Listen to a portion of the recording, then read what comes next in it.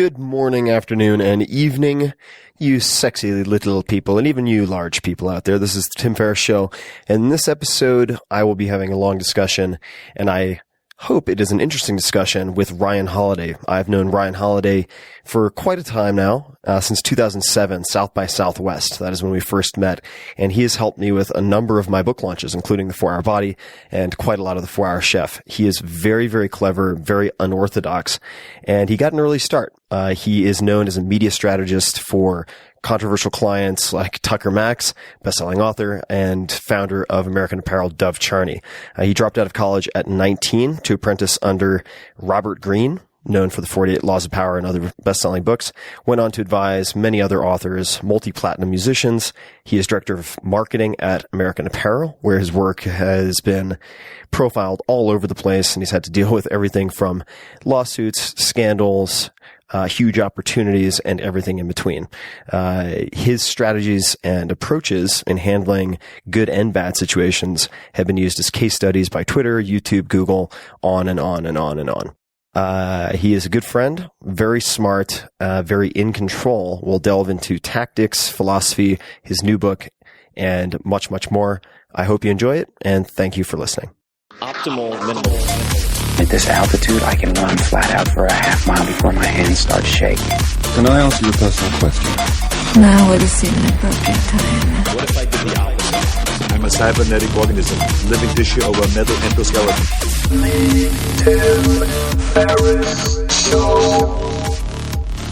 So Ryan, to start off, I suppose we could talk about our mutual love of Stoicism and how we both fell into the throes of philosophy. But yeah, for many people, I think they number one, don't know perhaps the origins of how you encountered Stoicism. I remember one of our mutual friends telling me about how you were one of the odd ducks out who was fascinated by Stoicism in high school. I think that is part of the story, but maybe you could give us a little bit of background on how you ended up encountering all these various characters historically and getting into it.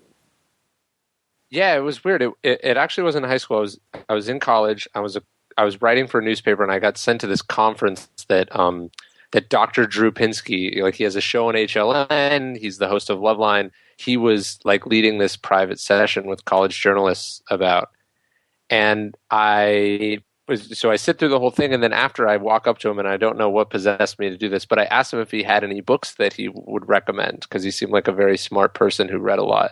And he was like, I'm reading this book about this philosopher named Epictetus. And it's a philosophy known as Stoicism. I think it's really good, and you should check it out. And so I went and I bought it on Amazon. I still have like the Amazon receipt. So this would have been like 2006. So I bought it, and then I bought this other book called The Meditations of Marcus Aurelius, which Amazon like suggested, when they link purchases. And this was before Amazon Prime. So Marcus Aurelius comes first. And I sit down and I read it, and it just, totally blows my mind in the way that like a book can blow the mind of a 19-year-old boy, I guess. Tyler Cowen calls them like quake books, like books that sort of shake everything. And it was that for me. It was like this book that totally turned my whole life upside down. And at the time I just got dumped by this girl that I dated for a super long time. And I was, like deciding whether I wanted to do this college thing or not. And it was just this book that was the perfect book at the perfect moment. And it's philosophy, yes, but as you know, it's philosophy that you can actually read that helps you with actual problems that you're dealing with. And so it was the perfect thing. And I got introduced to it by the guy who does calls about STDs on the radio at like from midnight to 2 a.m., which is not what I would have expected, but the rest is history. Yeah, it's funny. I actually had no idea, which is hilarious given how much we've talked about this type of thing before, that was how you were introduced to all of this. So Dr. Drew also deals with, is very involved with a number of nonprofits that deal with, say, heroin addiction, and I can imagine why he would pick that book up. As a side note, what year of college was this, if you remember? And secondly, not the year itself, but were you freshman, sophomore, et cetera? Secondly, how was Marcus when he was penning this notebook, I suppose, that became Meditations? And then lastly, what type of decisions did you make as a result of reading the book? Yeah, sure. So I was just starting my sophomore year of college, and I ended up dropping out at the end of that year. And I think we met, if I remember correctly, like a few months later. And you quote Seneca in the 4-Hour Workweek, and I think that was one of the things that we connected by. Yeah. Yep. So it sort of all was happening at the same time. But Marcus Aurelius, he wrote Meditations, as far as I understand, while he was emperor. So he would have been in his 30s and 40s. He died fairly young. We don't know we don't know how long he was writing the book. There's a few places that allow historians to date it somewhat, but we don't know like what each specific meditation was referring to or why. We just know that he was writing them usually at night during what would only be a very stressful job that you would have to decompress about every day. Right.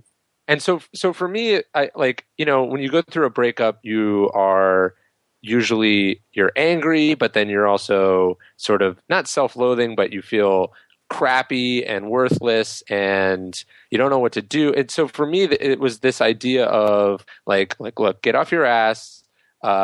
This you can make the best of this situation. Like, what are you going to do about it?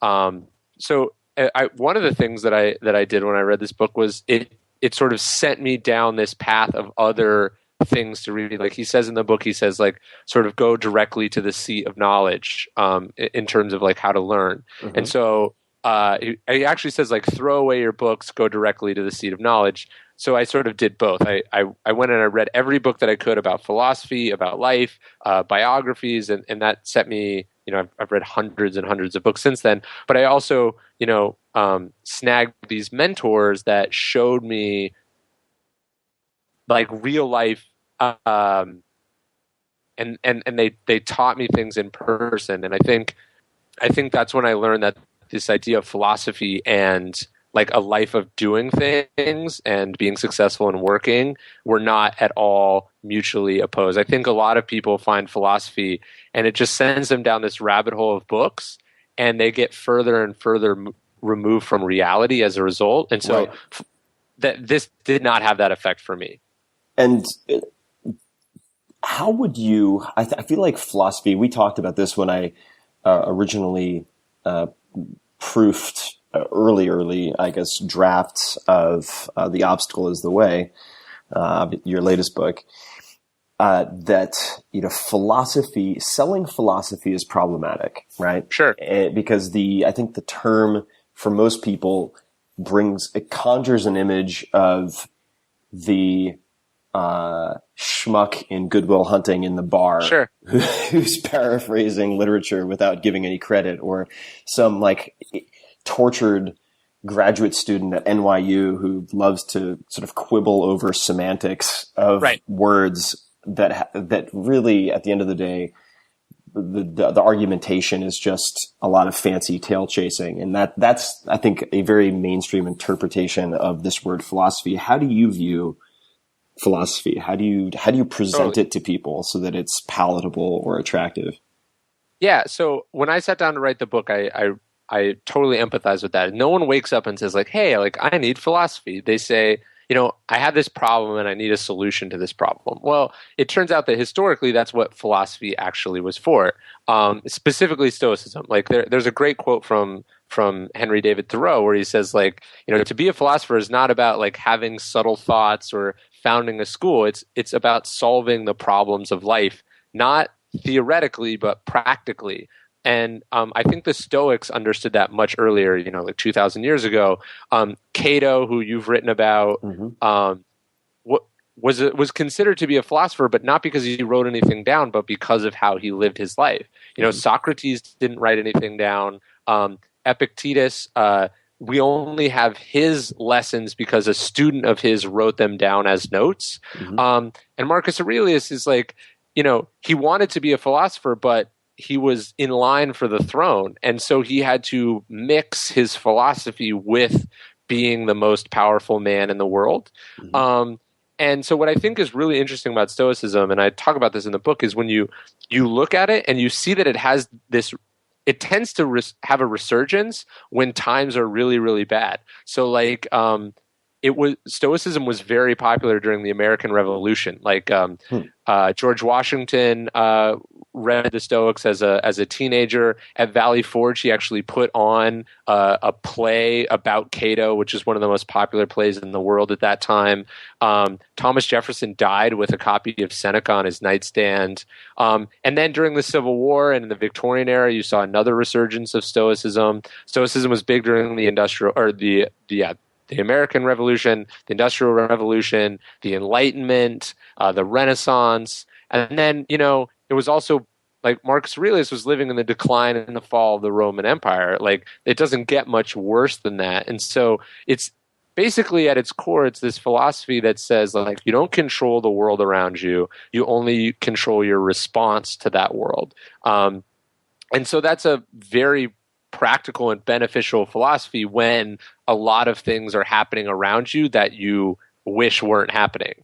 Mm-hmm. No, that makes perfect sense. I can't recall how I was first introduced to Seneca specifically. I had read at some point, or been forced to read, I'm sure, some excerpt of, say, Epictetus or Meditations, probably in college, and as with most things you're forced to do, most likely did not find a lot of joy in it. But Seneca really grabbed me, and I don't want to go into a long story of why that's the case. But so you have this, let's just call it the trifecta of Stoicism, or the big three, right? You have Epictetus, Marcus Aurelius, Seneca. It seems like Marcus is primarily your guy. I don't know, but I've been very curious to see how different people resonate with different Stoic thinkers. And I'm curious, number one, who your primary influence is, and secondly, why you think that is, and how you think different people are attracted to different Stoic thinkers. Sure. Well, it's interesting, too, about philosophy. Like, most people are never forced to read the Stoics because professors don't like them as much, because there's not as much room for interpretation. Like, it's pretty straightforward. And right. I think that's why you like Seneca. I like him as well. It's like he says these sort of very timeless, eminently practical truths in a straightforward, clear way. And they talk about it in the context of like our actual problems. Like, they talk about, hey, like, Seneca will be writing a letter. It's like, hey, like, I heard like your wife died. Like, here's some advice. Yeah. I hear you're getting slandered in the Senate, or there's a lawsuit pending. Yeah. Here are my thoughts. Yeah. Totally. So I like you, I lean towards Seneca, but also Marcus Aurelius, because they were two, like Seneca was one of the most financially successful men in Rome. He was an advisor to Nero. He was a sort of famous tutor and playwright, but he was also skilled at investments. So he was very financially successful. So when you read his stuff, he's dealing with the same timeless problems that anyone who has success or works in business deals with. Bad markets. Luxury, he's just sort of dealing with all the temptations of business that he's talking about. So I like him a lot as well. Personally, I like Marcus Aurelius. I like the notion, like what's so fascinating to me about him is he was literally the most powerful man on earth. Like, he was worshipped as a god in his own lifetime. He could do whatever he wanted. And you read this book that he wrote primarily for himself, and it's just like notes about self-discipline, about being a good person, about like forgiveness, about, honor, about treating people well. That's where I like it. I get the most practical benefit in terms of like leadership and, self-awareness and stuff like that. So that's why I like Marcus Aurelius. Although I will say, I think it's funny, like you read this book and at the beginning, Marcus Aurelius is like, sort of thanking all the people who like gave him lessons, and like one of the lessons he learned was like not raping his slaves. So it's like it's sort of pretty. It's very. It's on the one hand, it's very relatable. Like, he congratulates himself for never having laid a hand on his slaves. So you can sort of take it gives you a pretty clear idea of what he's alluding to there. But you realize like it's very relatable, but then also very foreign at the same time. Right. But what other person in that position do we have a document about their thoughts? Like when you could literally do anything you wanted without repercussion. Here's a guy like writing notes to himself about, being a good person, not taking advantage of everything that he could take advantage of, not like forgiving people and on all this stuff, which I take a lot of personal value out of. And I think his writing is so clear and straightforward, and it's written in this sort of it's written in these epigrams that are easy to remember. Mm-hmm. Then there's Epictetus is great too. He's a little more lecture-y, and because he was a teacher, so like you're getting the lectures. Gets into the cosmos a bit too, in some pretty esoteric ways that aren't immediate. They're more abstracted. I think more professor friendly for interpretation. He's the most religious of the philosophers, of the Stoics as well. Which personally, not being a religious person, doesn't have the same amount of relevance for me. Like when you read Marcus Aurelius, he's not talking about like Zeus and stuff, right. Which I think makes it feel a little bit more relatable. And it's definitely the same is true with Seneca. Like if you'd never heard of Seneca and someone took his works and translated them and took out all the anachronisms, you could very easily fool someone into thinking this was written like in the last decade. Oh, for sure. Yeah. No, that for me was critical. And the way that I try to define philosophy for people who have never read philosophy or who have been put off by philosophy as they perceive it is, this is an operating system for making better decisions in your life. That's it. Mm-hmm. And I found it so incredibly powerful. You mentioned something just a moment ago about Seneca being one of the wealthiest people in Rome, if not the wealthiest at one point. I mean, extremely shrewd investor, investment banker, financier. And let's talk about Stoicism for a second, because the word Stoic or Stoicism has developed modern connotations that I think perhaps turn people off of the concept of studying something or reading something called Stoicism. And I remember a quote, I don't remember the attribution, which was, most people face life with the same stoicism as a cow standing in the rain. And and I think that people, a very common perception of stoicism, and perhaps this is true for some people, Cato seems the most kind of Spock-like in a lot of ways, is that you feel neither pain nor joy. You are just basically a cyborg. And the goal is to not experience emotions whatsoever. Right. And also, I think people perceive it as asceticism or foregoing all of your worldly possessions. And of course, Seneca was very highly criticized and continues to be highly criticized as the opulent Stoic. Like, how can he talk about foregoing riches? And I'm kind of laying this one up because I've obviously read a lot about this, but I'd love for you to talk about how you would reconcile some of those things. Like, does Stoicism, is it compatible with material or financial success or being famous, or are they completely at odds with one another? Sure. Well, look, I think since both of us are authors, we can very much relate to the problem that's happened with the Stoics over the last 2,000 years, which is it's a bunch of people psychoanalyzing people they've never met based on their work. And and over the generations, it builds on itself. And the problem is, what they're forgetting is that the Stoics it's a philosophy that's designed to solve certain problems, and specifically only those problems. So, Marcus Aurelius isn't writing notes to himself at night that says like, hey, like women are really pretty, don't forget, or like, hey, you should laugh and have a good time, or like, money is nice. Like no one needs like a reminder of certain things, right? Right. And specifically, since he was not writing a book for other people, he was writing a book for himself. I think you can safely assume that he's writing reminders to himself about the things that he's particularly bad at, right? Right. And so it's a deliberately selected view of a person who's struggling with tough things in their life. He's not, again, trying to explain a systemic worldview that you should keep in mind. He's working through problems in his own personal way. Mm-hmm.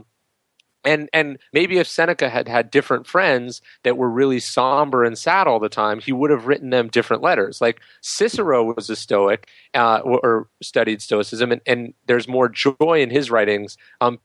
Maybe just because it was a totally different situation. So what I want people to keep in mind is that Stoicism is not about being sad or not having emotions. It's about keeping an even keel and not getting upset or delusionally happy either. And so I actually think there's a core tenet of optimism in Stoicism. I called the book The Obstacle is the Way, and it's based on this exercise from Marcus Aurelius where he's saying, like, look, it doesn't matter if you're trying to do something and you get blocked. This is actually an opportunity to practice virtue. So basically what he's saying is like, hey, I know this thing that happened that you think is bad. It's actually good, and it's actually a chance for you to do good things. To me, that's cheerful and that's happy, and that's the kind of attitude of someone who never gets depressed because they always feel like they have a way out. Right. And I think what the Stoics were saying is, like, if you go around thinking that the world is great and that it's always going to work out exactly how you plan and that people are always going to treat you well, like in one of the things, Marcus reminds himself that tomorrow when he wakes up, people are going to be rude, they're going to cheat, they're going to steal, they're going to argue with you, they're going to do all these things. He's doing that so he can go out and interact with them in a positive way rather than feeling let down and pissed off all the time. Right.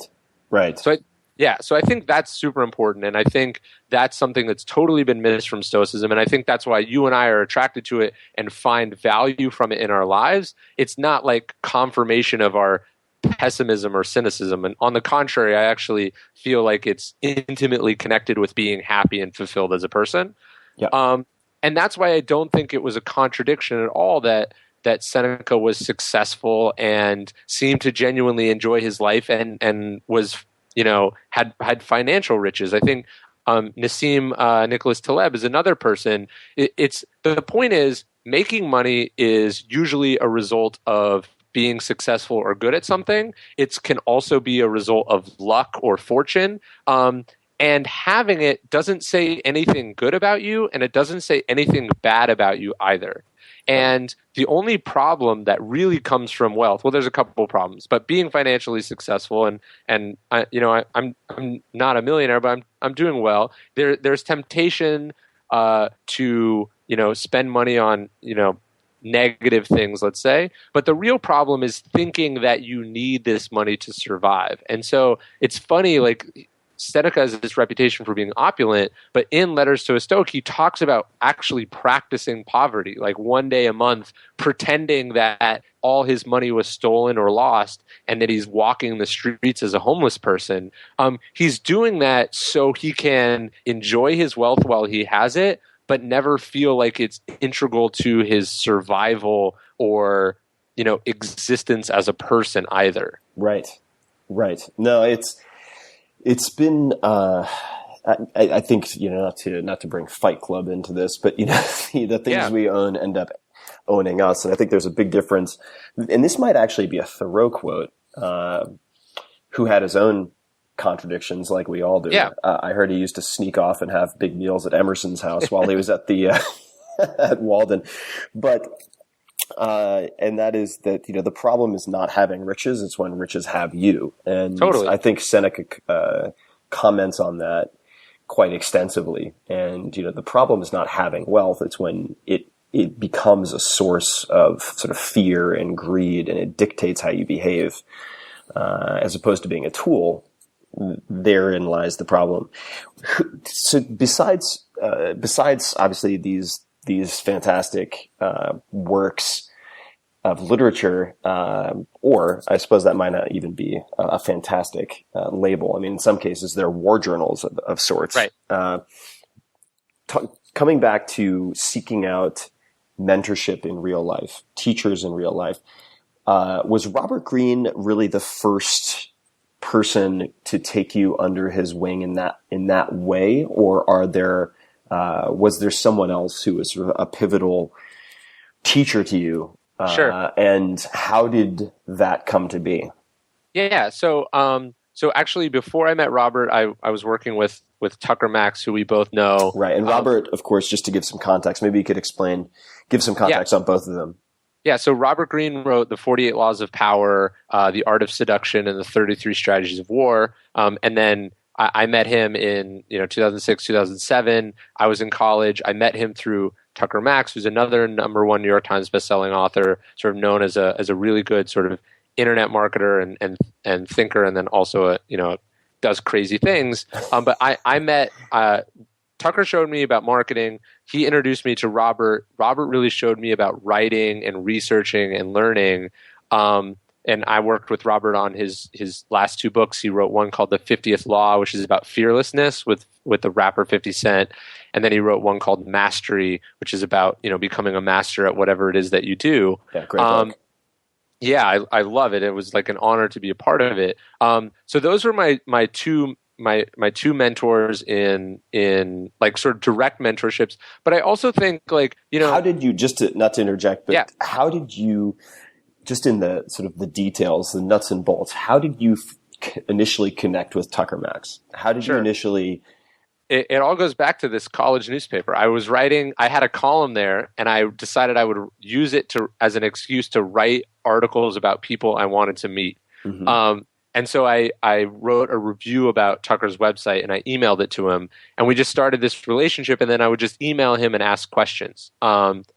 So it's funny, I think you probably see this, like people think mentorships are these like very official relationships, like the way that an apprenticeship was like your parents basically sold you to someone in exchange for like room and board for a certain number of years, and then you officially learn a trade. Like a mentor is anyone who you learn from, who gives you advice and teaches you things, and you don't actually have to meet them for them to be your mentor. Seneca talks about this. I forget who he's talking about, but he says find yourself someone that you can use as like a benchmark or a ruler to compare yourself to, so you can decide when you have, difficult choices, like what would this person do in this situation? How would they act? What should I do here?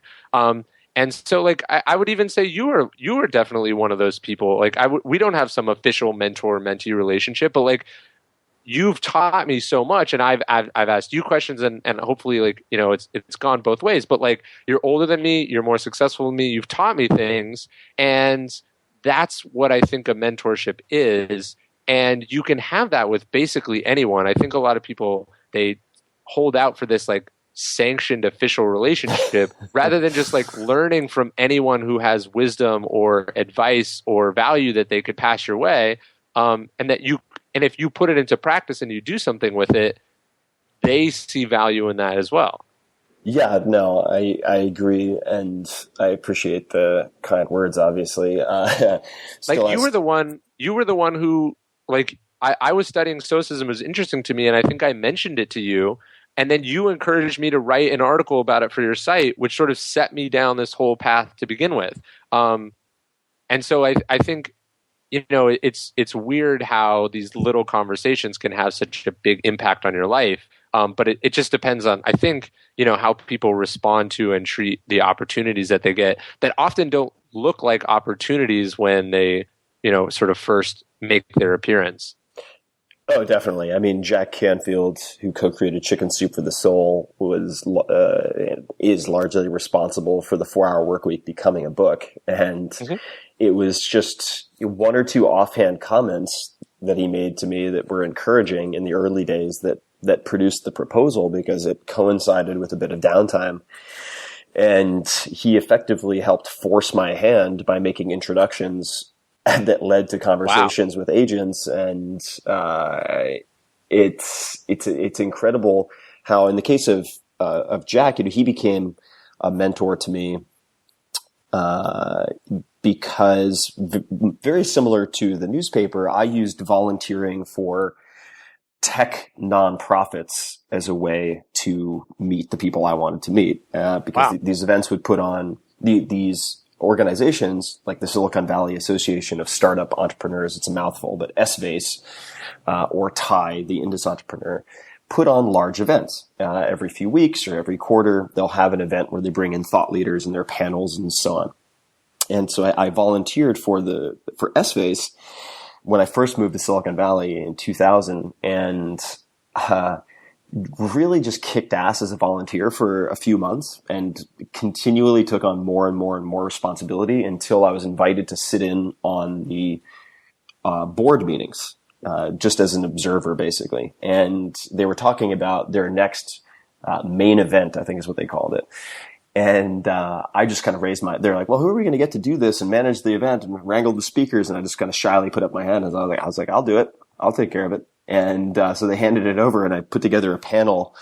God, what was it called? It was called something like, Titans of Consumer Products or something. And I invited the creator of the clapper and the pet rock. I invited the guy, Ed Bird, who is sort of the jointly responsible for popularizing creatine in the United States as an athletic supplement, which was a huge, huge deal.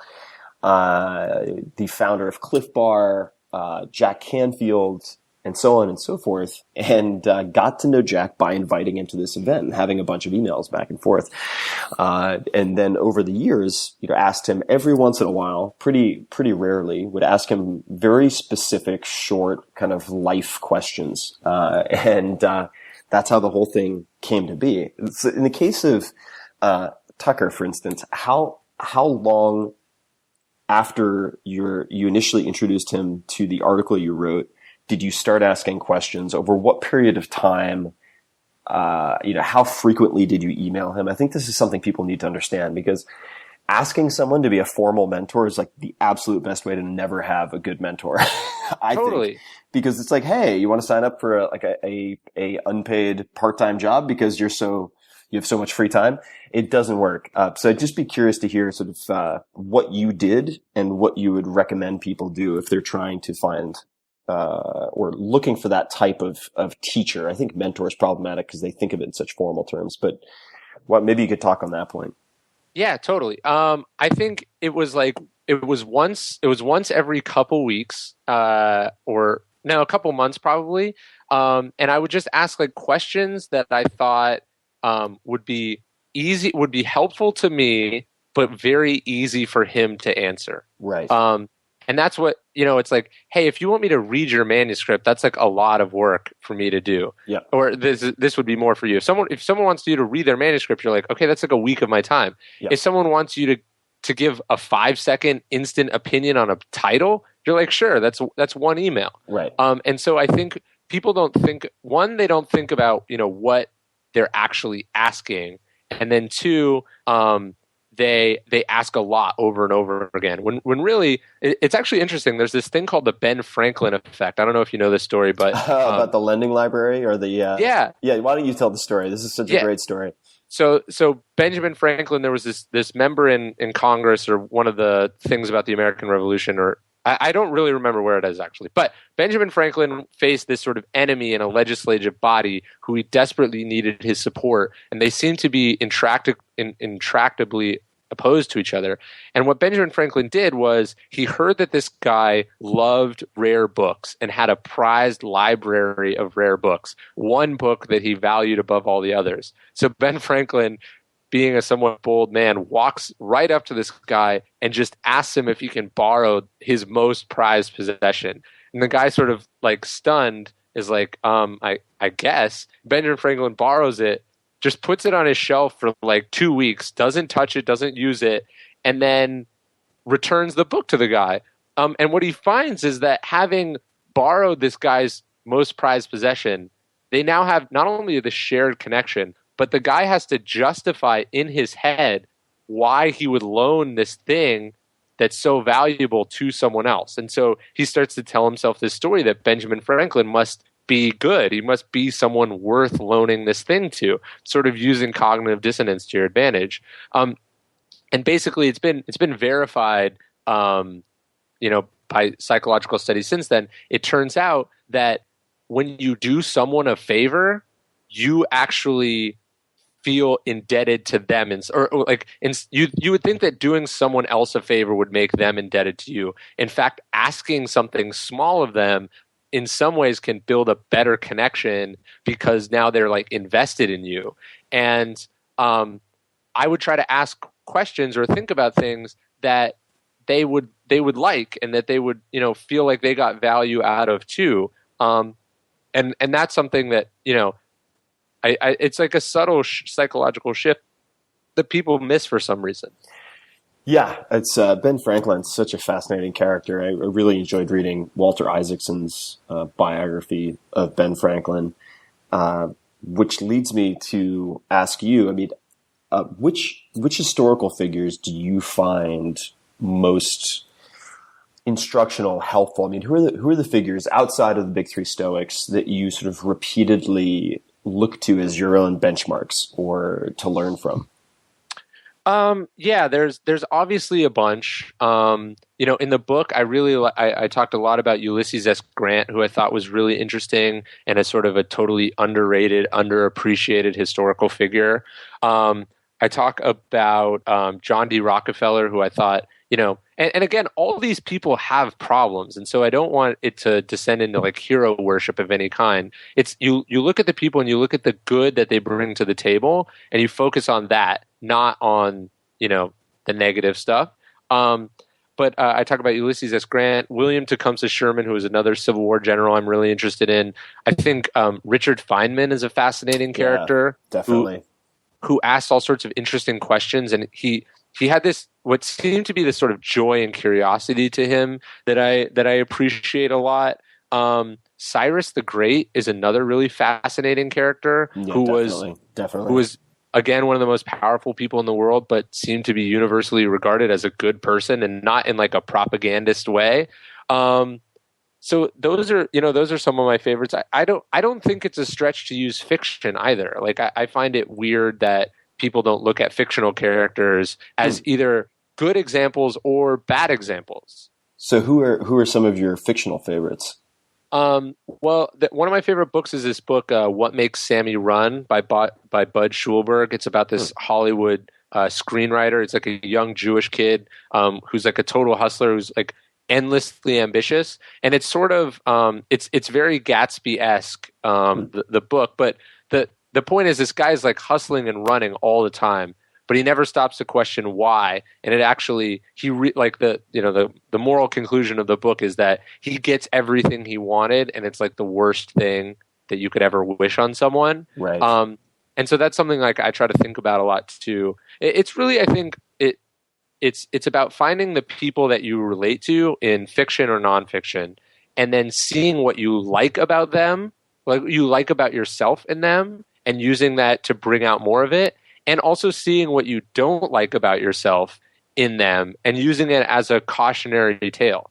Right. That's a really good point. Yeah, I have a few books on my bookshelf facing out. I just moved into a new place, so I had the chance to organize my books however I wanted, which was a delightful and extremely time-consuming, monkish process for me, being as OCD as I am. But the one of them is Zorba the Greek. So right. Zorba. It's just such a great cautionary tale for me, because you have like the intellectual / want to be intellectual who's very introverted and spends too much time tail chasing in his own head, versus Zorba, who's so engaged in the moment, etc. Very maybe Epicurean in some ways. And yeah, that's really interesting. Also have Dune. I thought a number of the characters in Dune were very, very interesting. Stranger in a Strange Land as well. So let's look at where you are now, because I've been continually impressed by how, at what a young age you have accomplished certain things, whether that's responding to huge responsibilities at American Apparel with marketing, responding to those criticisms publicly, dealing with all sorts of difficulties, not difficulties, challenges that we all have, but professionally on a pretty public scale. You're 26 now, is that right? Yep. Yeah. All right. So this is your third book, which, just to put it in a chronology, I mean, the 4-Hour Workweek, I guess it was published or written when I was 29. So you're still 3 years ahead of me with 3 books. What do you attribute your ability to get shit done? I'm just very curious as to if it's like, well, you blend my 2 parents and here you are. Like, that's how my parents are. This is how I am. How much is nature versus nurture? I mean, what has contributed to your ability to multitask and also to get this much stuff done at this age? I'm curious to hear your opinion. Sure. Well, I mean, look, so obviously I had 2 smart parents. They inculcated in me, a love of reading and questions, and sort of told me I could, do whatever I wanted with my life, like, which was all very helpful. And I wasn't like someone who came from, and I talk about those type of people in the book, the people who came from sort of nothing or worse than nothing, and that's why they were successful. That's not me.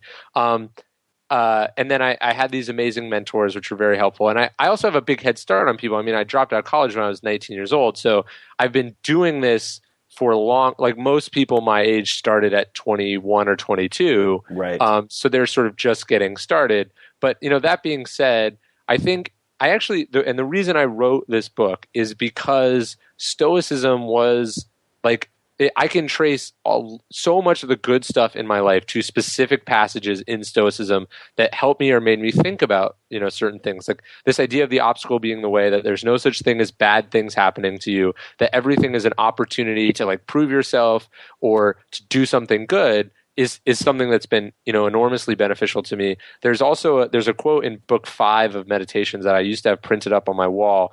And it's this conversation where Marcus is sort of actually having it with himself, like it's dialogue, but he's like, so you're waking up in the morning and you're covered in the blankets and you should get up, but you say to yourself like, but it's so warm here. Like I want to stay here. And he says like, but look, you're a human being. Your job is to get up and work. And it's like, what do you mean you've worked enough? Like, would an animal say that? Like, would an animal ever say that they'd done enough work? And then he says like, people who love what they do wear themselves down doing it. They forget to eat and sleep. They just work because it's not work. It's who they are. And I think for me, getting stuff done has been a function of being able to start having that conversation with myself when I was, 19 years old, rather than like, partying late at night and then waking up hungover every day. Like I didn't do that. But I really think it's the cumulative process of waking up every day and going to work and like really working and not caring about the rewards or the success, but working because I love what I'm working on. Mm-hmm. That, compounded interest is one of the most powerful forces on earth, right? And you can apply that to your own work. And every day, if you wake up and you work on something, you get a little bit closer and it grows. And I think that's been, you write one book, it's easier to write another book, Right. And then you write 2 books, it makes it easier to write a 3rd book. And I've never been a fan of doing I think you're like this too. I don't get how people do just one thing. Like you're really good at investing, but could you just do that? I don't think that would fulfill you as a person. Yeah, I couldn't do that alone. And I think it's weird, but I found that the more things that you're doing, the better. It's like, okay, if you do one thing, you can be really good at it. If you do 2 things, you feel really busy. But if you do like 3 to 5 things, you're not that busy and they all help each other and make you better at them. So for me, like writing and marketing and like, research and all the things that I was doing at the same time made me better at all of them. And it sped the whole process of learning up really fast. When you are most productive, how often are you running? Because I know that is another part of your life, or at least historically has been? Yeah, so I run almost every day. I started I run every day, but then I also, from some of your stuff and other people, I know it's not the best thing physically for you. So I usually do CrossFit like 2 days a week, and then I try to swim 1 day a week, and so I run the other days. Right. Yeah, I found. I think long walks are also very underrated. Totally. Which, I mean, we could go through the long list of people who've said that historically. Yeah, well, but, I try not to think about. I definitely don't think of walking that way, and I actually try to not think of running that way. Almost not as exercise. Like I think it's better for has a better impact on your brain than it does on your body. I agree. Definitely walking. It's like I've written huge chunks of my books because I went for a walk and then I had a breakthrough that I wasn't expecting. Yeah, I think it might be N.N. Taleb, who also doesn't trust people who won't go for a walk when they speak with him. I could be just making that up, but I'm pretty sure I'm not. That sounds about right. Yeah, it sounds about right. And then he'll sprint to imagine. What did he say when he has to motivate himself to sprint? He will think of like running after the head of the Federal Reserve and smashing them with a baton on the back of their head or something. He's a hilarious guy. Who do you turn to? Actually, let me back up to a separate question. You're a prolific reader. Mm-hmm. You have a sort of recommended reading list that's quite popular, an email list that people subscribe to. Yeah. And I've really been impressed by your synopses of the books that you read. But for someone who is not an avid semi-full-time researcher like yourself, right. What are the top, say, 2 or 3 books that you either discovered or delved into while researching The Obstacles of the Way? I mean, if you had to pick your top 2 to 3, you're like, all right, if you want to maximally gain in whatever way, I'll leave it open to you. Sure. Read these 2 or 3 books. Like if these are the only 2 or 3 books you read this year, you'll be better off for having done so. Well, I'm looking at the bibliography right now, and some that jumped out at me that were total favorites. Ron Cherow's biography of John D. Rockefeller, which is Titan, the life of John D. Rockefeller, was like a total game changer to me. It was an amazing biography. I like Sarah Bakewell's book, How to Live. It's like a series of essays about Montaigne, who invented the essay. Yeah. He's really fascinating. Sarah Bakewell. Cool. I like, let's see. Oh, I read this book, The Fish That Ate the Whale, The Life and Times of America's Banana King. He was this a totally fascinating but relatively unknown historical figure who started a fruit company buying the day old, not day old, but the about to expire bananas that would be imported in like late 1800s America, and he would sell them by train car. He ends up buying United Fruit. He starts a small fruit company that it grows to be so big that it buys United Fruit Company, which is the biggest fruit company in the world. So that's why he's known as the fish that ate the whale. He's this sort of fascinating Jewish businessman. I read a really good biography of Edison by Matthew Josephson called Edison, A Biography. Got it. And if there was any others, I'm trying to think. Yeah, those were some. Oh, and I read a really good biography of Ulysses S. Grant called Ulysses S. Grant, Triumph Over Adversity. Got it. That I loved a lot. Cool. Just writing these down myself. because I need another 20 extra books on my Kindle that I haven't read. I'm just kidding. Right. I want to give you some more 700-page biographies because I know you need more of those. Very cool. The Fish That Ate the Whale. That is a fantastic moniker. Yeah, that one's really short, and you'll really like that guy. He was crazy, and he was like I can't even describe it. You should just read the book. It's amazing. The writer that wrote it, Rich Cohen, wrote another amazing book called Tough Jews, which was about like Jews, Right. about Jewish gangsters, like basically like the people that you see on Boardwalk Empire. Yep. He's an amazing writer who you'd really like. Cool. I view books oftentimes as tools, right? Yep. Part of the toolkit for making these better decisions. Obviously, and enjoying life at the same time. I do love reading. Are there any other tools that you use or rituals that you have had consistently and found useful? So I'm curious, maybe we can start with the second part of that. What is the first 60 to 120 minutes of your day look like? When do you wake up? What is your morning routine look like? And then maybe we can talk about your daily routine if there is one. So I try to wake up somewhat early, like 7:30 to 8. I'm not always successful at it. So I try to wake up early, and I try not to check my email in the morning if I can, but I'm not usually successful at that either. But I try to sit down and I write for like the first hour to 2 hours in the morning. I find that there's less going on. There's less people bothering you. There's a great writer. He has a site called Farnham Street. His name's Shane Parrish. What is the name of the site? Farnham Street, Farnam. Okay. And he wrote an article recently where he's like, look, the number one productivity secret is just wake up early. Yep. Because there's less going on. You're more productive at the beginning of the day. So I try to get my writing done in the morning, like whatever I'm working on. I try to like bust out an article. If I'm working on a book, I try to tackle a chapter. I try to write in the morning for an hour or two. And then I sort of get to work from then when everyone else is kind of waking up and getting going. Right.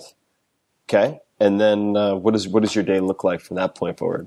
Yeah, I usually go out to breakfast. I try to eat at the same restaurant every day rather than like, deciding what I want to have for breakfast. What do you eat? Usually 3 eggs and 2 sides of bacon. So I get a ton of protein.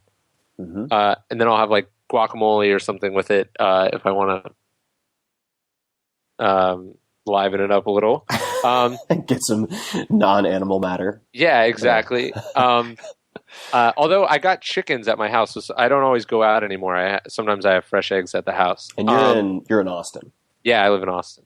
And then I go to work. Like I have a one index card that I write usually the night before my list of things to do that day, and I try to keep that list like pretty small, like 5 to 7 things usually. Yep.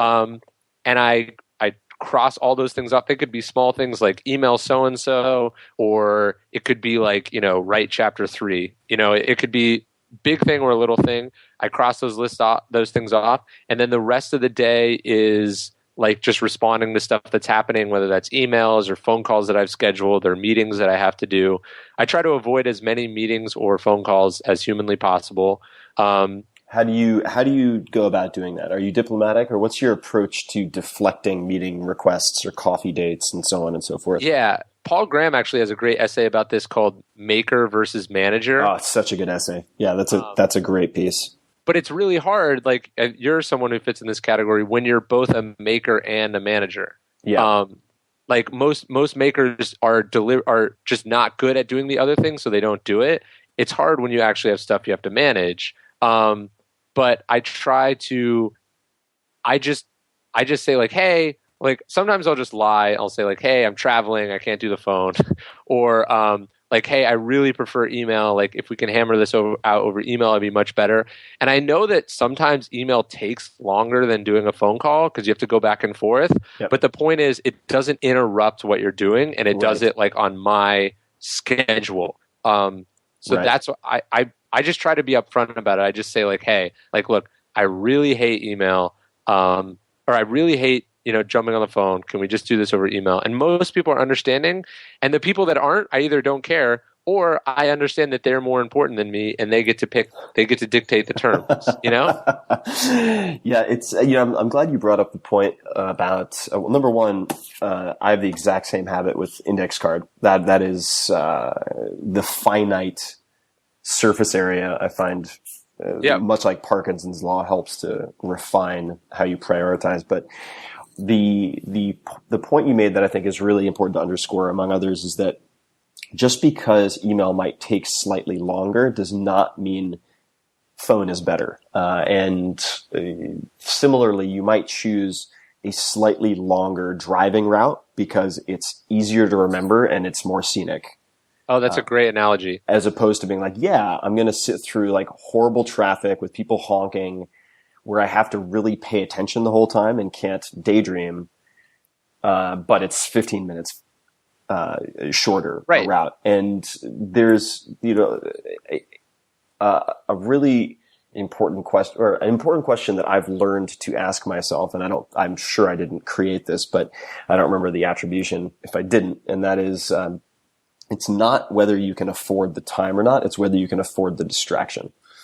Yep. And, that's why it's like, yeah, it might only take you 5 minutes to call someone, but you and I both know if you're writing something or if you're a coder, that could mean you start the clock from zero and it's going to take you 45 minutes to get back into the flow of what you were doing. Yeah. Speaking of flow and writing, I mean, what do you, I think that, I admire your writing because it's a reflection of clear thinking. And I'm wondering what you see as the most common mistakes that writers make. What are some of the most common mistakes where you write for quite a few outlets online and, you're really prolific. You write a lot more than I do. And, I'm envious in a way of your output. What are the biggest mistakes that you see writers making? Not professionally necessarily, sure. but just like stylistically, editorially. What are some of the bigger mistakes, do you think? Yeah, well, I think it's weird. I write a lot, but I think I write a lot out of humility. Like I'm trying to get better, and I think that the only way you do it is by making commitments to write a lot, publishing, and sort of getting feedback. Yeah. And like, so I 3 books in 3 or 4 years is a lot, but plenty of people do more. The articles are designed to make the books better. That's the way that I think about it. Right. But I think a couple mistakes that writers make. One, they don't have anything to say. They think that writing is good. Like they think that writing is the skill that is scarce and good. Like putting sentences and words together right. is good. It's like, look, I would read a biography written by someone with like a 7th grade education if what they were talking about was fascinating. Like I'm like, have you ever seen that thing where it's like they take a bunch of sentences and they take all the vowels out or they move the words around right. and you can still read it? Yep. Yeah. It's not the technical skill that's rare. It's having something interesting and compelling to say. So I think that's the big thing is people don't have that much to say and they focus all their time on technical writing rather than like saying something that's never been said before. Yeah.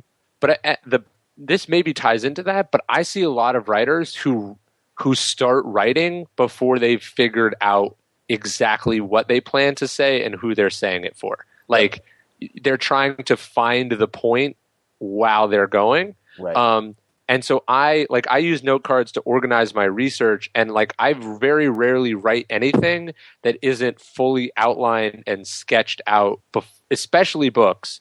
So the writing is the easy part. Figuring out what you have to say and doing the research and bringing something new to the table, that's what's special and rare. Mm-hmm. So I focus my energy on finding the stories or the thing that I'm bringing to the table that no one else but me could bring. Mm-hmm. And I think far too many writers skip that. And that's why we get these crappy bulleted lists or, on the other hand, like an 8,000 word article that like could have been 20% of the length.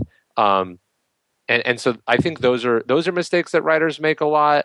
I think also just not being honest. I think a lot of people are either pretending and like puffing themselves up with their writing, right. or they're hiding something. Like James Altucher, who we both know. I was just going to mention James. He's so good at doing the opposite. Yeah, he has this rule where he writes the thing that he doesn't want anyone to know about himself. Like whatever he's afraid to say, that's what he wants to write an article about. And look, sometimes that ends disastrously and he gets in trouble. But most of the time, it creates this vulnerable, authentic voice that people relate to because no one else is saying these things. And that's what your job as a writer is to touch something inside of the audience. And you can't do that if you're if you're lying to yourself. Yeah, no, definitely. Huh. I find writing process just endlessly fascinating. Totally, because no one does it the same way. Yeah, everyone's different. That's one thing I realized really early on. Like there are best practices for marketing best-selling books. Mm-hmm. There are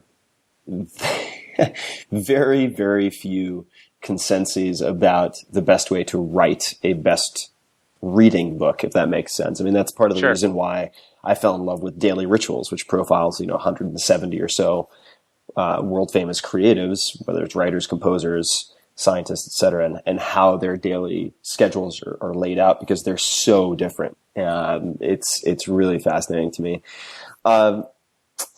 Do you watch documentaries? If so, what are your favorite documentaries that come to mind? I love documentaries, but I don't watch that much like TV, so I don't get to watch as many as I like because, But some favorites. I like Fog of War, I think is amazing. Mm-hmm. That Phil Spector documentary from a couple years ago was pretty crazy. I think it's called The Wall of Sound, but I forget what it's called exactly. Mm-hmm.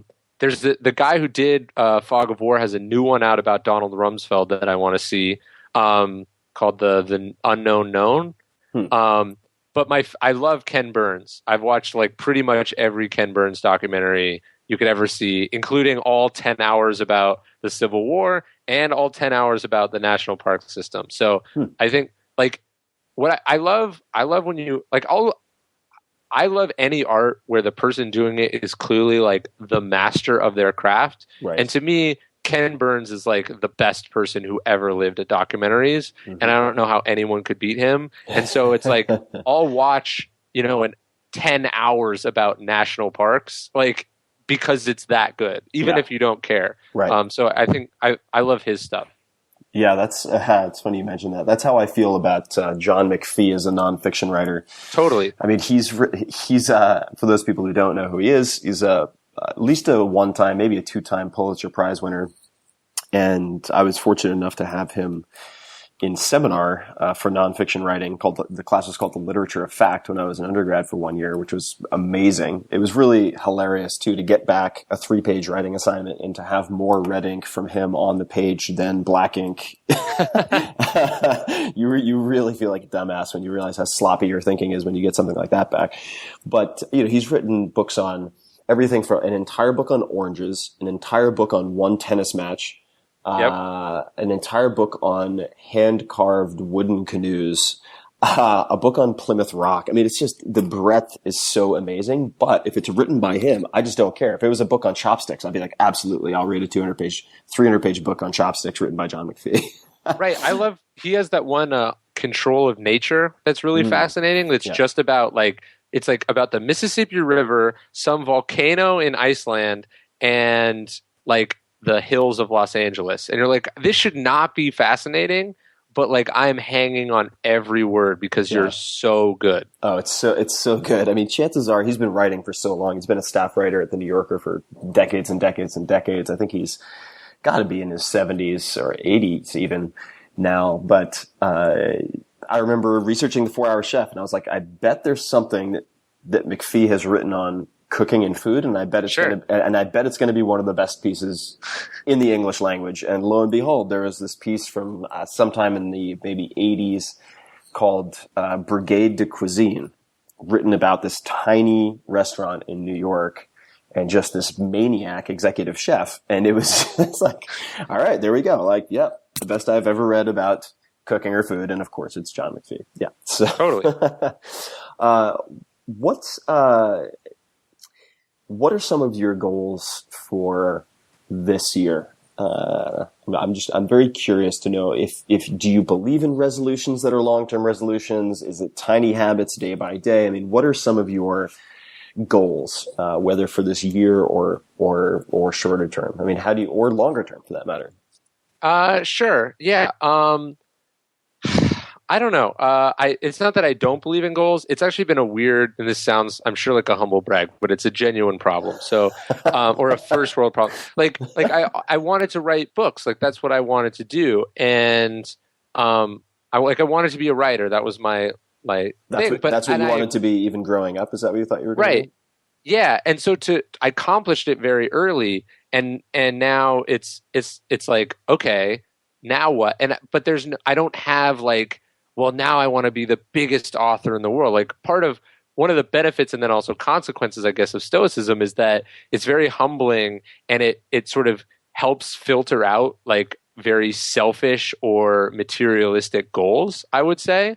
So like, I'm not like, oh, I want to have millions of dollars, or I want to have hundreds of millions of dollars. Like it's like, well, I'm quite comfortable. I would like to continue to be comfortable, but like that ambition is somewhat sated. I have more book ideas, so I'm in the process of thinking about and potentially selling another book. Mm-hmm. But I'd like it to take longer, and I'd like to challenge myself in ways that way. I think I may get married. Well, I'm engaged. I'll probably get married this year, so that's like something. I think like in a lot of ways, I would hope you would have some plans for getting married, or if there was just like, no, I figured out the engaged part, but I'm not sure on the marriage part. Right. Right. Well, no, it's like a hold option. Yeah. Right. Now I've got some time. I bought myself some time. The option agreement with a girlfriend. Right. I locked it down, and now I'm just gonna wait. No, I think I would like to focus on like less sort of external goals and maybe more internal goals. Just like, I think I don't think there's anyone out there that's like, I'm exactly as like low stress as I want. I'm exactly as sort of like kind or forgiving as I want. I'm exactly as, like happy. Like I'd like to focus on sort of internal, personal stuff in terms of integrating and adjusting all the things that have come into my life over the last few years into the kind of like everyday norm that I would like. So it's not a specific thing, and that might hold me back in some ways, but I think it's less about like sort of external publicly validated success and more about just like, all right, is this the person that I want to be? Well, kind of, but here are 3 or 4 things I would fix. Well, let's focus on those. Right. So two related questions that are follow-ups. The first is, if you want to be a writer and you write a lot, you mentioned one of the problems with a lot of writers is they just don't have anything to say. How does one go about having something interesting or meaningful to say? And how do you do that? Let's begin with that, and then I have a question about working on internal goals. Sure. So the best writing advice I ever got, and I think it came from Tucker, but I don't remember. But someone asked him like, "How do you become a writer?" And he said, "Writers live interesting lives." And that's how you find something to say. Like you go and do interesting, and yes, this is true for fiction or nonfiction. Go do interesting things, experience the world, and develop some sort of perspective or knowledge or wisdom that you can pass along through your writing. So the 4-Hour Workweek came from your experiences running a company and then deciding to travel. Right. And, my first book, Trust Me, I'm Lying, came out of my experiences in marketing and doing a specific kind of marketing and having a sort of existential crisis that came along with that. And this book came out of my studies and experiences, like researching and reading and just living my life in a high pressure, high stakes environment. And I know that seems weird, but just like the best marketing decision you can make for a product is to like have a really good product that people want, the best way to have writing that people want is to live a life and have experienced the world in a way that allows you to communicate something to people that they've never heard before. And I think it's actually especially true in fiction because you're like, at least in nonfiction, you can like someone could go out and study and objectively find, like academics can write good nonfiction books based on their research.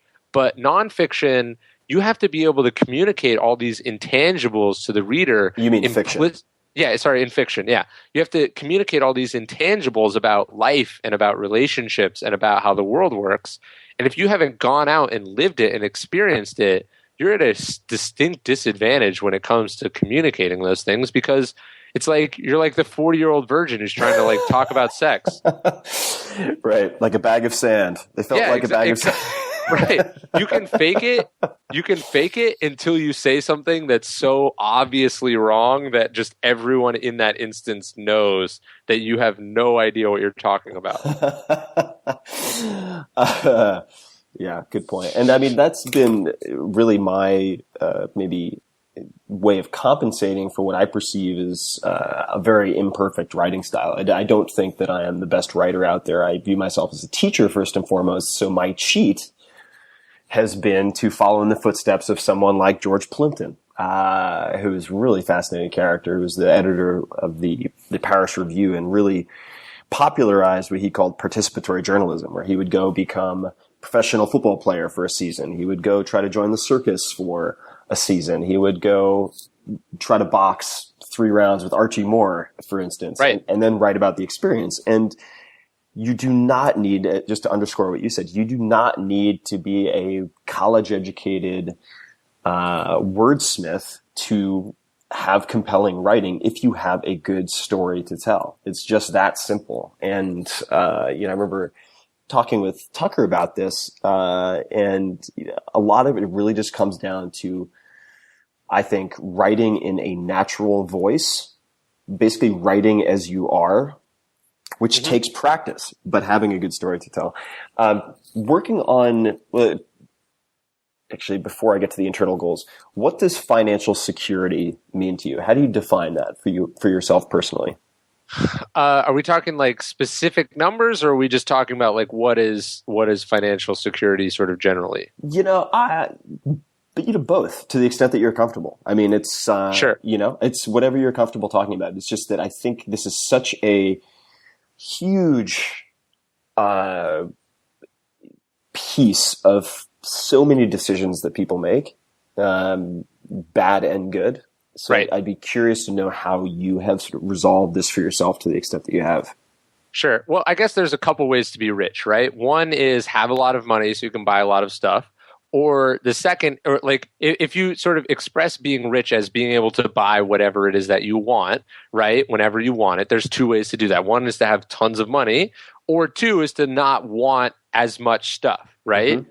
And so I think if you meet somewhere in the middle where you keep your tastes under control, like for instance, like I don't fly first class. I could afford it, but I don't fly first class because, and I have before, but the point is like, I just don't want to get in a habit of flying first class, because now it means like if I want to travel somewhere, it's going to cost me X amount. Right. And I'm going to have to do things that I maybe don't want to do to be able to get that money. Right. And I'm going to make decisions for the rest of my life around that assumption. Mm-hmm. And I don't want to have to do that. So it's like, how do you limit what you like? There's that quote from Paul Graham about keeping your identity small. If you can keep your tastes at a level at which a reasonable salary or financial situation covers it, then you don't need to go out and do certain things for money that other people do. To me, financial success is like, I have a house that I live in that's nice, that I can keep my stuff in, that I have my books in, but I don't have like 6 spare bedrooms that I needed to fill up with furniture because I wanted to send a message to people that I have a really nice house, Right. And I don't live in New York City because I don't need to live in New York City, and which means that I spend a lot less just to have the same thing, Right. Mm-hmm. And like it's like, can I go to a nice steakhouse and buy whatever I want and not care what the check is? To me, that's being financially secure and about sort of what I need to not care about money. Mm-hmm. Got it. And so like, and then I think it's not just being financially smart on your spending, but like, do you actually understand like investing and managing your money in a smart way so it's not, like there's all these people, I'm sure you deal with investors or startup founders or whatever who have like credit card debt. And it's like, why are you trying to like invest in startups when you could just make 13% more a year by not paying off by not like carrying a credit card balance. You know what I mean? Right. So I think just sort of basic financial responsibility and management helps you make what you're doing go further. So like that's been beneficial to me. But there, there's the study about, if you make more than any amount over $70,000 a year does not correlate with any increased amount of happiness. I think that's definitely true, having made a lot more than $70,000 a year and a lot less. So for me, it's like, somewhere above that is happy and comfortable. And the rest should just be saved and managed, like the Stoics say, for a much worse time, because you never know what's going to happen. Don't spend the money you make, because you might not have it and you might want it some other time.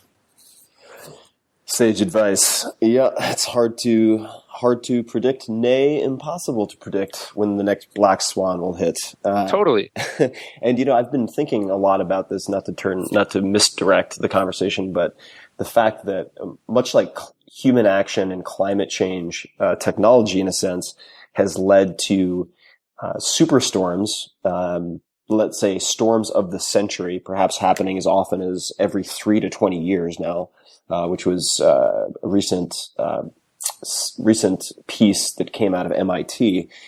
The instantaneous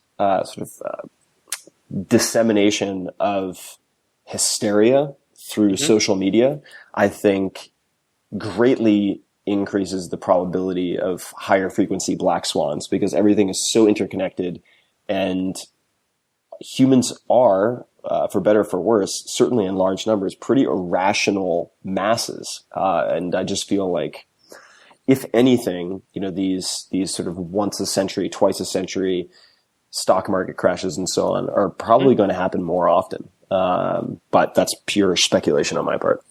No, I think it makes sense. And it's like, look, do you want to, like, what I quote this in the book. There's the line from Warren Buffett about being greedy when others are fearful, and being fearful when others are greedy. And we definitely live in a time where people are very greedy. And I think it's really important too that you don't at all correlate being financially successful with worth as a person.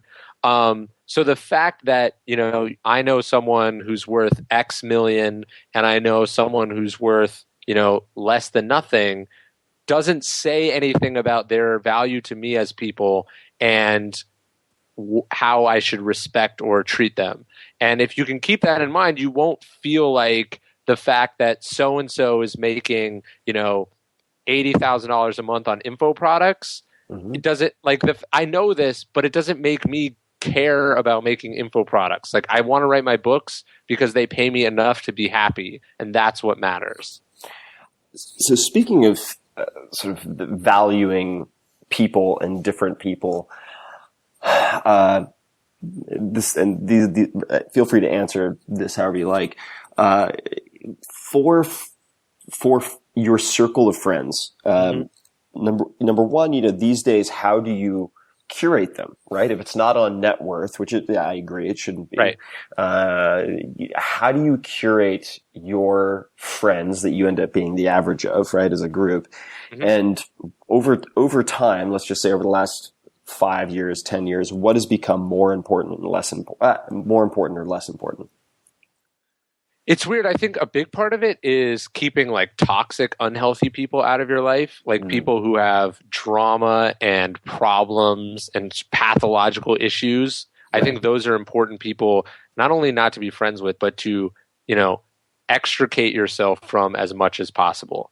So that's something I've thought a lot about. I like people who make me laugh. I think that's important. I think people who I don't have to try to impress. Like, it was weird. One of my friends from high school was in town like over the weekend, and it was like, I don't think we talked about like work at all, because he was doing his thing and I'm doing my thing. And what matters is that we have like a shared history or a thing that we relate over. And so to me, like, I don't know about you, where when your work is also tied up in your personal relationships, I really value people who I can exist in the present moment with. So it's like I can do something with them, I can have a conversation with them, and it doesn't, like, the fact that, you know, they do this and I do this is irrelevant, and the fact that they live here and I live here is irrelevant. I look for people that, like, I may have gotten this for you, is like the idea of someone you can sit and have a nice long dinner with. To me, that's a friend, not someone I have to meet at a bar or, you know, any other context. Makes perfect sense. If you had to pick, let's do just a couple of rapid fire questions. Okay. And one to think on, just as we're doing this, is I'd like to hear a story of what Aisha Tyler calls self-inflicted wounds. So just like a ridiculous story, a debacle, a fiasco of some type that was self-created. Sometimes that's involving alcohol for people. That doesn't have to be true for you, since I don't think I'm not sure I've ever seen you drink alcohol. Okay, first one.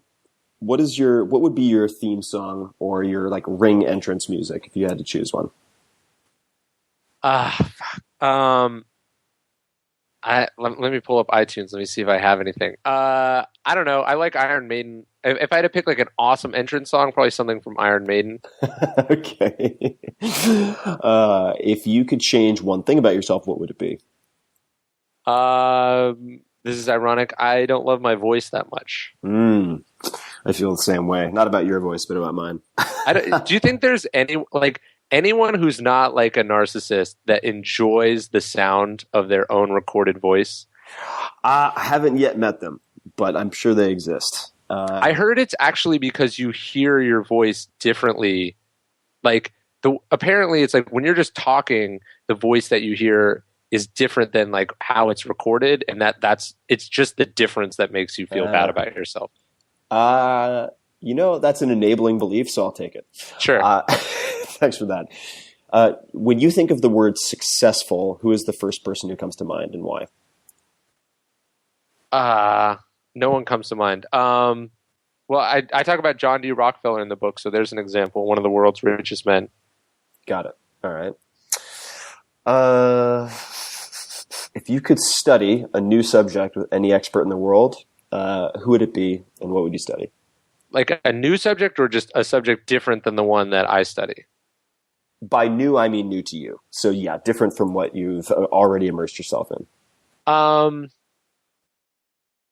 Yeah, I think I'd love to do, like, archaeology or something like that. I don't know a specific person, but some sort of ancient site or dig would be fascinating to me.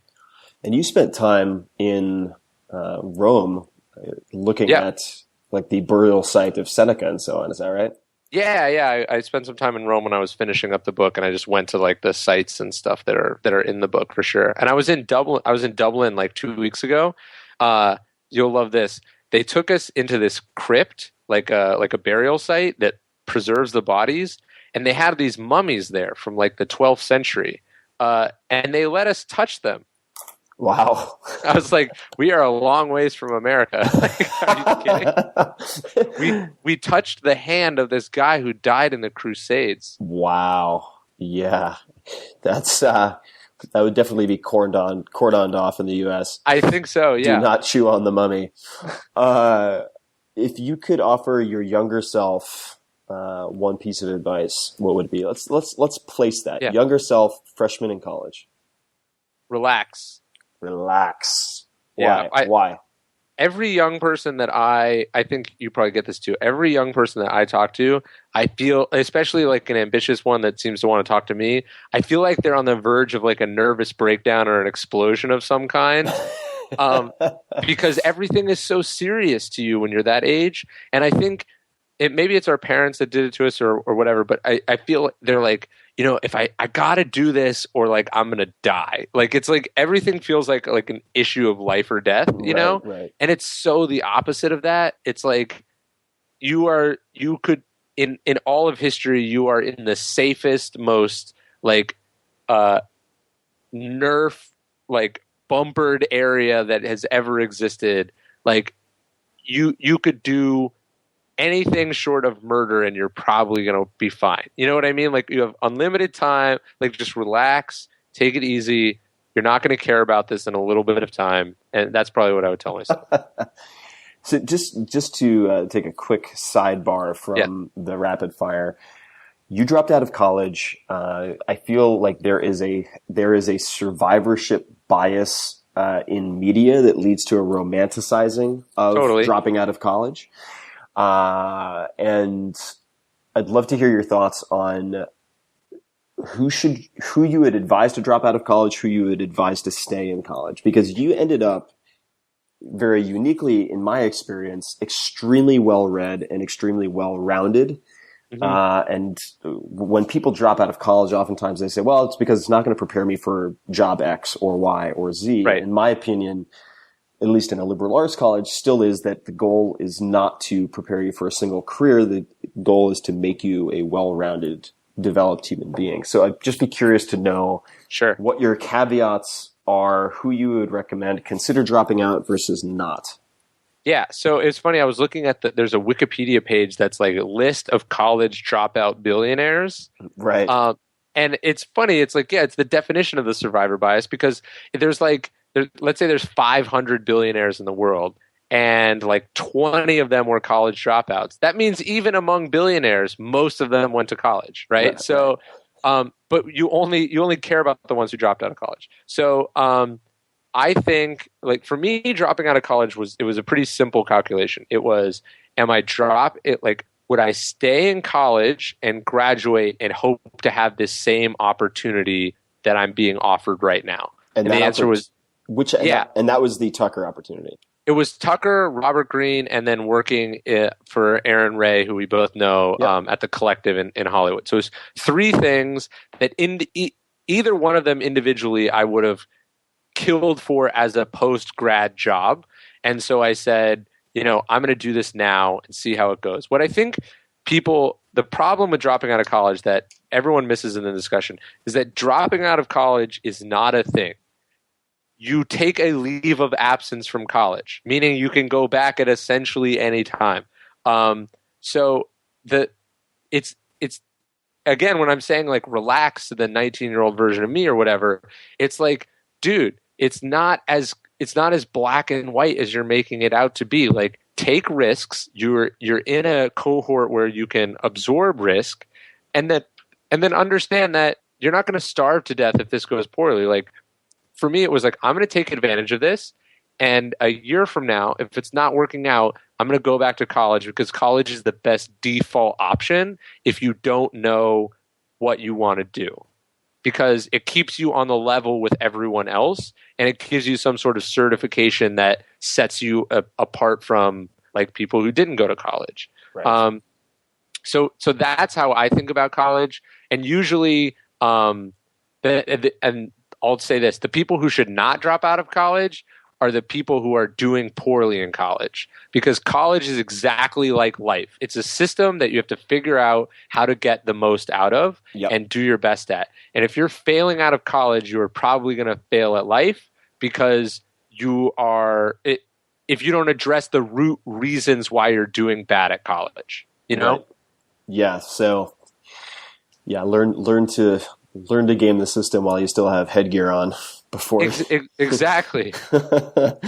Cool. All right. I appreciate that, because it's something that I get asked about a lot. So it's nice to have your input. All right. And one other note on that. It's like I always hear from people, it's like, oh, I want to leave college so I can travel, or I want to go to college so I can like start a company or get a mentorship. And it's like, these are not things that you have to leave the womb to do. Like, you can do them in college. Right.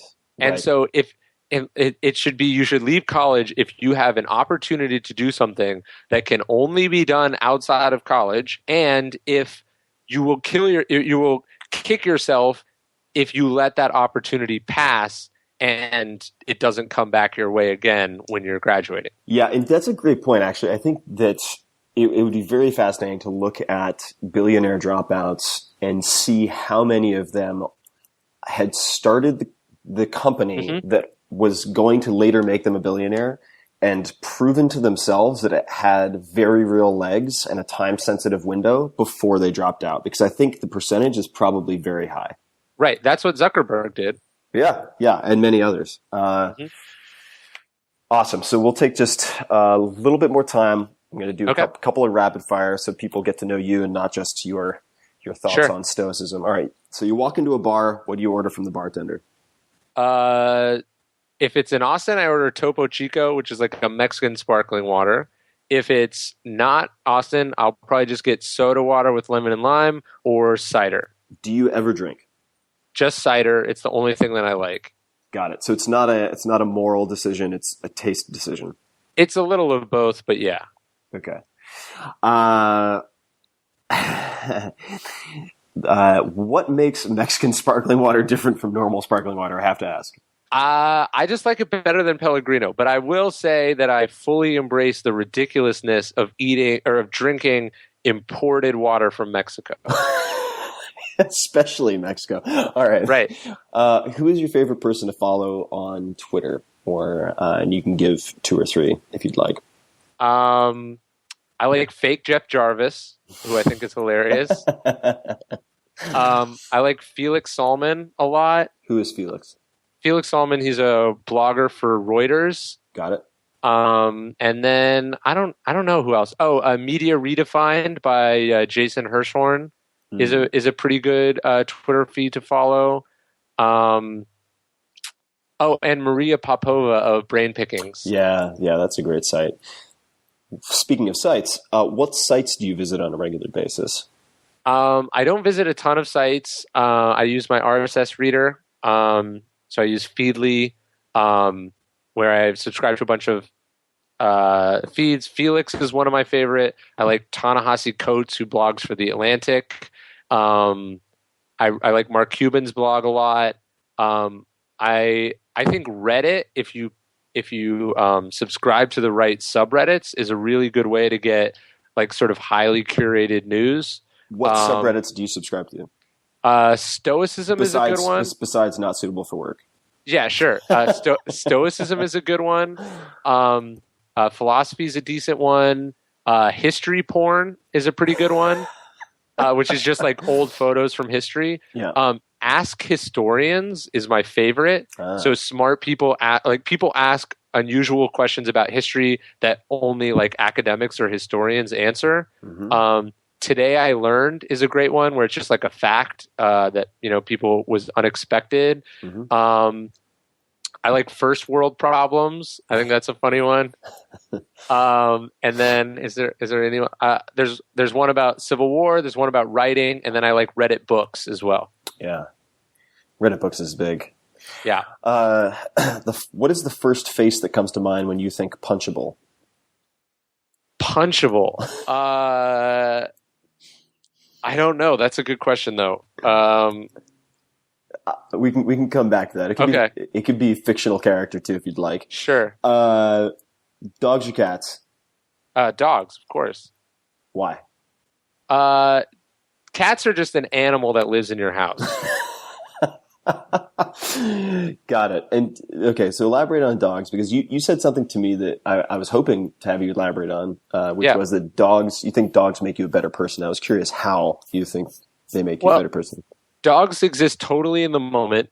Dogs are the definition, I think, of sort of unconditional affection.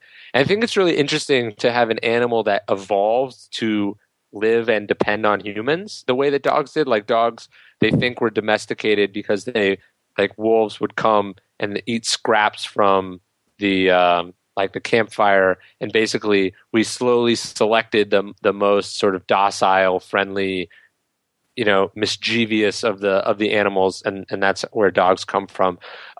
So I think dogs are great because they're this thing that's dependable, or this thing that depends on you and needs you, but at the same time you can never truly disappoint. So it's this great sort of metaphor for life. I think it's just great practice. And plus they're super cute and they do like hilarious things. I have 2 pet goats also. I don't know if I told you this, but no. I have 2 goats which are pretty funny. They're like really dumb dogs. Do you milk the goats, or do you just have them for comedic effect? Just mostly for comedic effect. Like, I don't like, people have asked that, but I just don't have that much need for goat's milk. So it's not. You have to breed them to get because they're Nigerian dwarf goats. So you have to breed them to get milk, which I'm not really interested in doing. Sounds really low yield. It's kind of like milking cats, right? Like, what do I need? Then I'm just this guy who's always trying to pawn goat milk on people. Like, let me give you some. Right. Like the friend that has delicious an orange as tree. Nigerian dwarf goat milk sounds. Yeah. That could become a thing in San Francisco. You could export Probably. it. What book are you most likely to give out as a gift? Probably Meditations. God knows how many copies I've gone through. And then the second one would be The War of Art by Stephen Pressfield. Yeah, that's a great book. Let's see. What movie can you not resisting if it's on, assuming that you had a TV in an imaginary world? Well, of course, I have a TV. I'm not a weirdo. I love TV. I probably Gladiator. It's appropriate. I like Spinal Tap's one of my favorite movies. Have you seen Shaun of the Dead? No, I haven't. Oh my God. You have to see Shaun of the Dead. SHAUN. Okay. It might become one of your favorite movies. It is. All right. It is splendid. I wrote about half of the 4-hour work week with that on repeat on a TV. Yeah, I don't know how you do that. I have to have total silence. Well, but here's where I am a weirdo, among many other ways, is I would play the movie because I tend to write late at night, and it's easy to feel isolated and crazy and like Nicholson in The Shining. Right. If you're always by yourself, at least for me, so particularly without any dogs or anything around or people. So I would put the movies on with characters that I liked, and I would mute the TV and then listen to music while that is just human forms in motion in the background.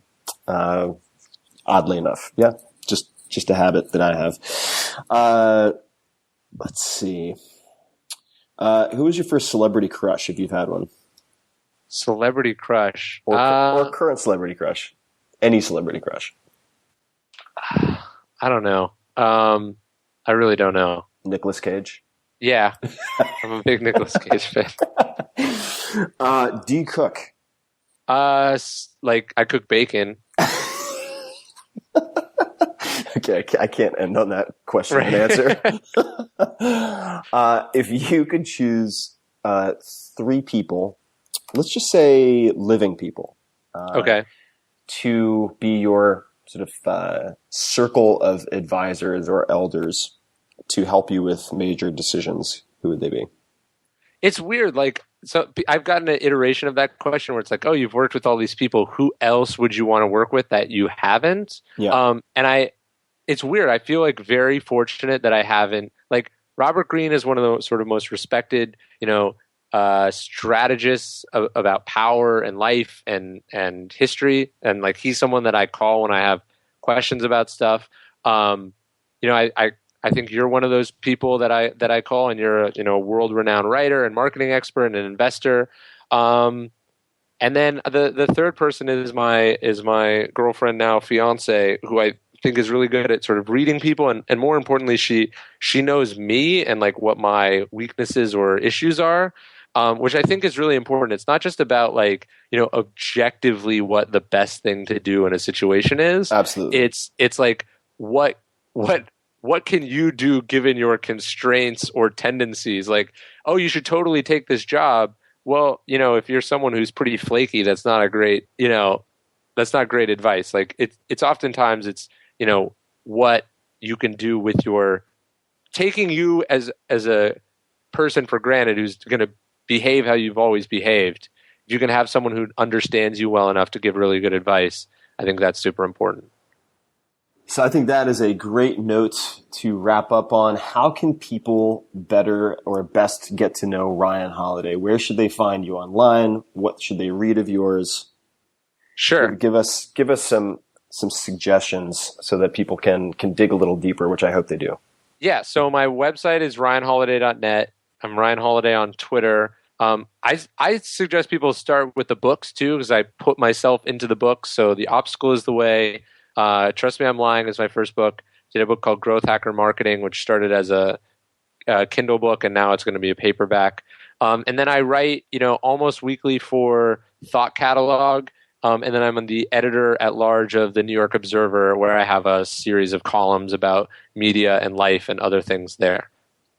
Fantastic. Well, Ryan, thanks for the time. Always nice to chat. And this gives me an excuse to sort of ask you 20 questions in a way that isn't totally socially weird over a meal. So this was amazing. Yeah, this was super fun. I will, I'm sure, talk to you soon. So thanks for taking the time. Yeah, thanks for having me. All right, Ryan, I'll talk to you soon. Bye.